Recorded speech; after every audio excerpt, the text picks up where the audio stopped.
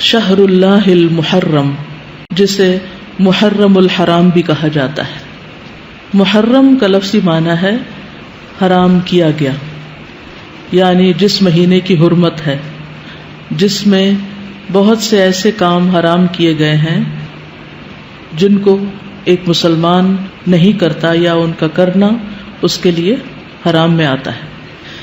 محرم کے مہینے کو شہر اللہ کہا جاتا ہے، اللہ کا مہینہ، اور اللہ کی طرف اس مہینے کی اضافت تعظیمی ہے، یعنی اس مہینے کی تعظیم کی وجہ سے اس کو اللہ کا مہینہ کہا جاتا ہے۔ اس سے اس مہینے کی امپورٹنس کا پتہ چلتا ہے۔ صحیح مسلم کی روایت میں آتا ہے، ابو ہریرہ رضی اللہ عنہ سے روایت ہے کہ رسول اللہ صلی اللہ علیہ وسلم نے فرمایا، رمضان کے بعد سب سے افضل روزے اللہ کے مہینے محرم کے ہیں۔ تو گویا اس مہینے کی بھی خاص عبادت پھر کیا ہوئی؟ روزے۔ عشر ذی الحجہ میں تو پہلے 9 دن کے روزے تھے، لیکن اس میں پورے مہینے میں سے جب بھی آپ چاہیں روزے رکھ سکتے ہیں۔ ضروری نہیں کہ پورے ہی مہینے کے روزے رکھیں جیسے رمضان میں رکھے جاتے ہیں، لیکن 10 تاریخ کا روزہ جو ہے اس کی خاص فضیلت ہے۔ محرم الحرام کی ایک اہمیت کی وجہ یہ بھی ہے کہ یہ ہجری سال کا پہلا مہینہ ہے، تو یہ مہینہ عظمت اور برکت والا ہے اور حرمت والا ہے۔ حسن بصری کہتے ہیں کہ بے شک اللہ نے سال کی ابتدا بھی حرمت والے مہینے سے کی اور اس کا اختتام بھی حرمت والے مہینے سے کیا، یعنی آغاز بھی حرمت سے، اختتام بھی حرمت پر۔ سال میں رمضان کے بعد اللہ کے ہاں محرم سے بڑھ کر عظمت والا کوئی مہینہ نہیں۔ تو اس سے کیا پتہ چلتا ہے کہ اگر کسی چیز کی ابتدا میں بھی حرمت ہے اور انتہا میں بھی، تو پھر ان دو کے بیچ میں کیا ہونا چاہیے؟ اس کا خاص خیال رکھنا چاہیے۔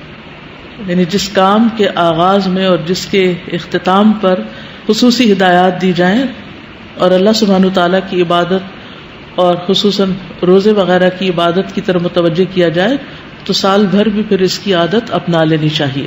نئے سال کا آغاز جو ہے وہ دعا سے کرنا چاہیے۔ عبداللہ بن ہشام سے روایت ہے، وہ کہتے ہیں کہ جب مہینہ یا سال آتا تو رسول اللہ صلی اللہ علیہ وسلم کے صحابہ یہ دعا اس طرح سیکھتے جیسا کہ وہ قرآن سیکھتے، اللہم ادخلہ علینا بالامن والایمان والسلامت والاسلام وجوار من الشیطان ورضوان من الرحمن۔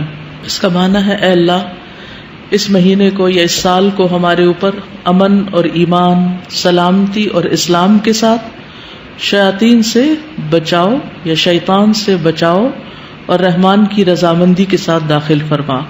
محرم کا مہینہ چونکہ حرمت والا مہینہ ہے تو اس مہینے میں خاص طور پر آپس میں ایک دوسرے پر ظلم کی ممانعت ہے۔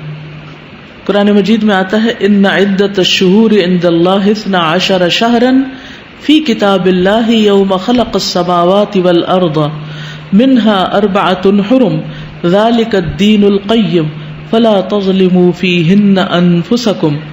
بے شک مہینوں کی گنتی اللہ کے نزدیک اللہ کی کتاب میں 12 مہینے ہیں، جس دن سے اس نے آسمانوں اور زمین کو پیدا کیا، ان میں سے 4 حرمت والے ہیں، یہی سیدھا دین ہے، سو ان میں اپنی جانوں پر ظلم نہ کرو۔ تو میسج کیا ہے؟ فلا تظلموا فیہن انفسکم، اپنے آپ پر یعنی ایک دوسرے پر ظلم نہ کرو۔ تو کیا نہیں کرنا اس مہینے میں؟ ظلم نہیں کرنا۔ ظلم کی کون سی شکلیں ہوتی ہیں؟ ظلم ہوتا ہے کسی کو اس کے حق سے محروم کرنا، کسی کا حق چھیننا، کسی کا حق مارنا۔ اس کا یہ مطلب نہیں کہ باقی مہینوں میں ظلم کر سکتے ہیں، اس کا مطلب یہ ہے کہ دوسرے مہینوں کی بنسبت ان حرمت والے مہینوں میں ظلم بہت بڑا گناہ اور بوجھ ہے، اگرچہ ظلم ہر حال میں بہت بڑا گناہ ہے، مگر اللہ جس کام کے گناہ کو چاہے بڑھا دے، جیسا کہ اللہ جس کام کے اجر کو چاہے بڑھا دے۔